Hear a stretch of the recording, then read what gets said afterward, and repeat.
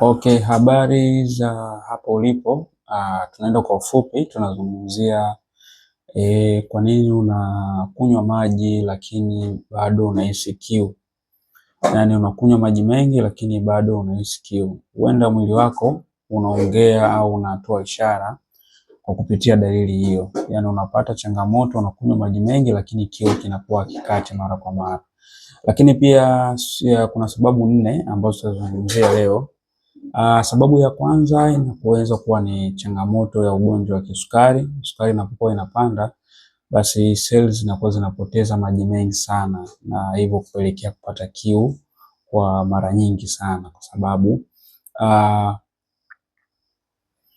sababu cells zinakuwa zinavuta maji, na zinapokuwa zinavuta maji, basi wewe unapata kiu mara kwa mara. Lakini pia sababu nyingine inaweza kuwa ni kula chakula chenye chumvi nyingi. Unapokuwa unakula chakula chenye chumvi nyingi, inakupelekea unakunywa maji na kiu kinakuwa hakiishi hapo kwa hapo. Kwa unajikuta unapokuwa unakula chakula chenye chumvi nyingi hufyonza maji mengi mwilini. Kwa unajikuta kiu kinakuwa hakikati mara kwa mara. Lakini pia sababu ya 3 inaweza ikawa pengine tatizo ni figo au tatizo ni ini. Mwili unashindwa kusimamia maji vizuri, kwa hiyo unapelekea unapoteza kile kiwango cha maji mwilini, na hali inapelekea kinakuwa unapata kiu mara kwa mara. Lakini pia sababu moja na ni kubwa sana ni sababu ya stress na usingizi mdogo. Stress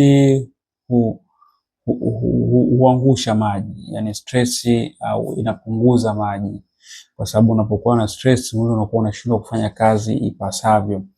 Hali ya kuwa unaweza kuwa na stress nyingi bila wewe mwenyewe kujua, lakini unapokuwa na stress unakuwa unapunguza kiwango, kwa sababu mwili unakuwa unajiweka katika mode ya kwamba hatuko sawa.